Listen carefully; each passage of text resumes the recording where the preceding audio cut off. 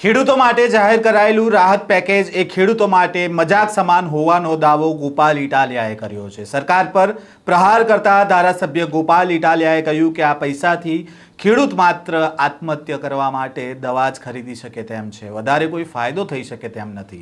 રાહત પેકેજને લઈને હાલ રાજકારણ ગરમાયું છે અને ખેડૂતોની નારાજગી પણ સામે આવી રહી છે અને આ મામલે ગોપાલ ઇટાલિયાએ શું પ્રતિક્રિયા આપી છે તેની વિગતે વાત કરીએ આ વિડીયોમાં। વૈષ્ણવજન તો તેને કહીએ જે પીડ પરાઈ જાનાને રે।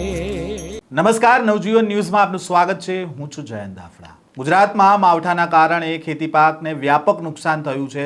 સરકારે ખેડૂતો માટે 10,000 કરોડનું રાહત પેકેજ જાહેર કર્યું છે અને આ મામલે આમ આદમી પાર્ટીના નેતાઓ આ પેકેજને લઈને સરકારને ઘેરવાનો પ્રયાસ કરી રહ્યા છે। વિસાવદરના ધારાસભ્ય ગોપાલ ઇટાલિયાએ રાહત પેકેજને ખેડૂત મજાક પેકેજ ગણાવ્યું છે। રાજકોટ આવેલા વિસાવદરના ધારાસભ્ય ગોપાલ ઇટાલિયાએ નિવેદન આપતા જણાવ્યું કે ગઈકાલે રાજ્ય સરકાર દ્વારા 10,000 કરોડનું રાહત પેકેજ જાહેર કરવામાં આવ્યું છે। સાંભળવામાં તો એવું લાગે કે ખેડૂતો બધા માલામાલ થઈ જશે અને દરેકના ફળિયામાં એક એક હેલિકોપ્ટર ઊભા રહેશે, પરંતુ આ ખેડૂતોની મજાક બનાવી છે। આ રાહત પેકેજ નહીં પરંતુ કૃષિ મજાક પેકેજ છે। સરકારના આ પેકેજથી ખેડૂતો માત્ર આત્મહત્યા કરવા માટે ઝેરી દવા જ ખરીદી શકે તેમ છે। સરકાર જો ખરા અર્થમાં મદદ કરવા માંગતી હોય તો દરેક ખેડૂતને હેક્ટર દીઠ 50,000ની સહાયની જાહેરાત કરે, કારણ કે માત્ર 2 હેક્ટર જમીનમાં વરસાદ નથી વરસ્યો, બધી જ જમીનમાં વરસાદ પડ્યો છે। માટે દરેક ખેડૂતને જેટલું નુકસાન થયું છે એ તમામ હેક્ટર દીઠ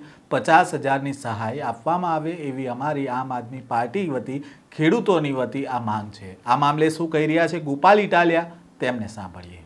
ગઈકાલે ભાજપની સરકારે ગાંધીનગરથી એક કૃષિ મજાક પેકેજની જાહેરાત કરી છે।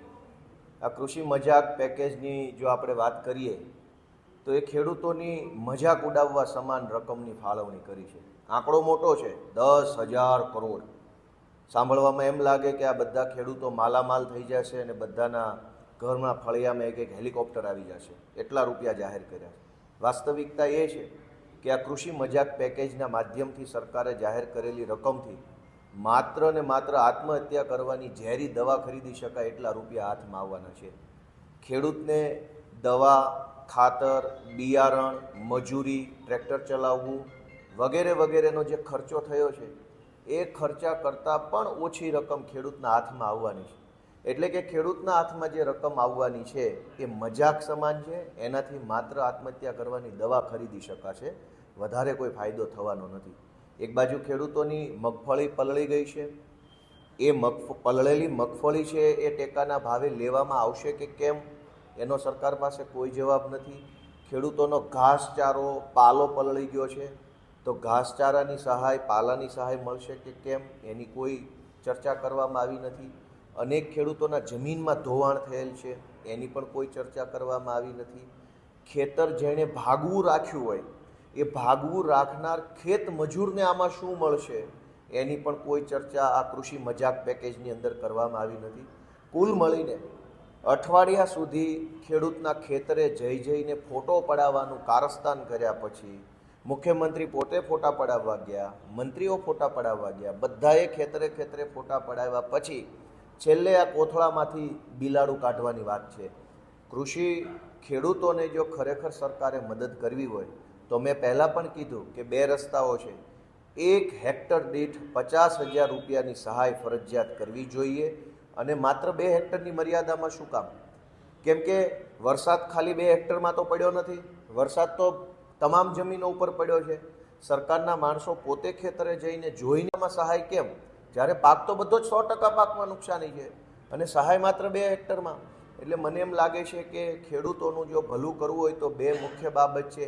એક કે ખેડૂતોના સંપૂર્ણ દેવા આ વખતે માફ કરી દેવા જોઈએ અને દરેક ખેડૂતોને 50,000 હેક્ટર દીઠ સહાય કરવી જોઈએ અને પલળેલી મગફળી કે સોયાબીન કે પલળેલું જે કાંઈ અનાજ છે, જે કાંઈ ધાન છે, પાક છે, એને પણ સરકારે ટેકાના ભાવે ખરીદી લે તો અને તો જ ખેડૂતોને બચાવી શકાય એમ છે। હાલમાં ભાજપે ખેડૂતોની જે મજાક ચાલુ કરી છે, મજાક પેકેજ જાહેર કરીને, એ એક પ્રકારે કડદો જ છે। કેમ કે તોકતે વાવાઝોડા વખતે આપણે જોયું છે કે સરકારે કરોડો રૂપિયાનું પેકેજ જાહેર કર્યું એ પેકેજ ખેડૂતો સુધી નથી પહોંચ્યું. એ પેકેજ ભાજપના મળતિયા ખાઈ ગયા. તોકતે વાવાઝોડા વખતે અમરેલી જિલ્લો, ગીર સોમનાથ અને જુનાગઢ જિલ્લાના અનેક તાલુકા અને ગામડાઓમાં નુકસાન થયું હતું. પેકેજ બધું જ ભાજપના માણસો ખાઈ ગયા. આ જે પેકેજ જાહેર થયું છે એ પેકેજ પણ મોટાભાગનું ભાજપના માણસો ખાઈ જવાના છે અને ખેડૂતોના નામે વાહવાહી લૂંટવાનું અત્યારે કારસ્તાન થઈ રહ્યું છે, એની હું નિંદા કરું છું. અમારી સ્પષ્ટ માંગણી છે આમ આદમી પાર્ટી તરફથી ખેડૂતો વતી કે ખેડૂતોનું સંપૂર્ણ દેવું માફ કરવું જોઈએ. ખેડૂતોને પર હેક્ટર 50,000 રૂપિયા તમામ નુકસાનીનું વળતર ચૂકવવું જોઈએ અને પલળેલી મગફળી કે સોયાબીન કે જે કંઈ પાક છે એને સરકારે ખરીદી લેવો જોઈએ. વિસાવદર વિધાનસભાની ચૂંટણીમાં ખેડૂતોએ જંગી મતદાન કરી અને આમ આદમી પાર્ટીને ગોપાલ ઇટાલિયાને નેતૃત્વ સોંપ્યું છે ત્યારથી ભાજપના લોકો રઘવાયા થયા છે અને એકદમ નિમ્ન કક્ષાની હરકતો કરી રહ્યા છે. હમણાં રાજકોટમાં, એની પહેલાં મોરબીમાં, હમણાં ગાંધીધામમાં, અલગ અલગ જગ્યાએ જ્યાં આમ આદમી પાર્ટીની સભા હોય ત્યાં ભાજપના કાર્યકર્તાઓ આવી અને સભા ડિસ્ટર્બ કરવાની કોશિશ કરે છે. મારું એટલું જ માનવું છે કે આવી હરકત કરવાથી તો ક્યારેય ભાજપને લોકો પસંદ નહીં કરે. હજુ સમય છે, કામ કરો. તમારી પાસે સત્તા છે, તમારી પાસે તાકાત છે, તો એનો ઉપયોગ લોકોની, ખેડૂતોની સેવામાં કરો.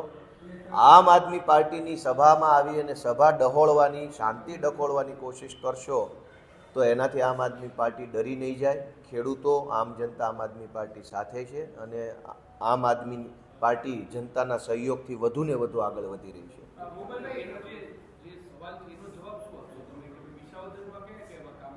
મને વિસાવદરની જનતાએ ગુજરાતની જનતાને જાગૃત કરવાનું, ભાજપના ભ્રષ્ટાચારીઓને ભગાડવાનું અને ગુજરાતમાંથી વ્યવસ્થા પરિવર્તન થાય, સત્તા બદલાય એ કામ સોંપ્યું છે.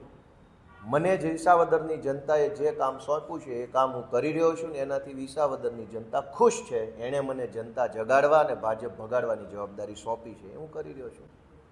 ગોપાલ ઇટાલિયાએ કહ્યું કે આવતીકાલથી ટેકાના ભાવે મગફળીની ખરીદીની શરૂઆત થવાની છે, તો એમાં ભીની પલળેલી ખેડૂતોની મગફળી લેવાશે કે કેમ તે હજી સુધી કોઈને ખબર નથી. ખેડૂતોની મગફળી પલળી ગઈ છે, એમાં બાંધછોડ કરીને ખરીદી કરવામાં આવે એ જરૂરી છે. એ જ રીતે માત્ર મગફળી જ નહીં, કમોસમી વરસાદના કારણે પલળેલા તમામ પાકની ટેકાના ભાવે ખરીદી કરવામાં આવે એવી અમારી માંગ છે. તો ખરા અર્થમાં ખેડૂતની મદદ કરી હોય એવું કહી શકાય. ચૂંટણી આવે એટલે બધા ખેડૂતોના નામે લડવાની વાતો કરતા હોય છે, પરંતુ અમે તો ખેડૂતોના પ્રશ્ન ઉઠાવીએ છીએ અને ખેડૂતોના પ્રશ્ન લડીએ છીએ અને ટીપીના પ્રશ્ન પણ ઉઠાવીએ છીએ. ચૂંટણી આવે, હવે જનતા નક્કી કરશે કે કોને મત આપવો હોય, પરંતુ હાલમાં અમારો તો સ્પષ્ટ માનવું છે કે ગુજરાતની જનતાનો અવાજ બનીને ગુજરાતની જનતાને ન્યાય અપાવવું એ અમારો મુખ્ય લક્ષ્યાંક છે. આમ સરકારે જે ખેડૂતો માટે રાહત પેકેજની જાહેરાત કરી છે તેને લઈને હાલ વિપક્ષ છે તે સરકારને ઘેરવાનો પ્રયાસ કરી રહ્યું છે, તો બીજી બાજુ ગોપાલ ઇટાલિયાએ પણ આ સહાય પેકેજને લઈને ખેડૂતોની મજાક થઈ રહી હોય તે પ્રકારનું નિવેદન આપ્યું છે. આ પ્રકારના સમાચાર અને અહેવાલ સાથે ફરી મળીશું. નવજીવન ન્યૂઝ સાથે જોડાયેલા રહેજો.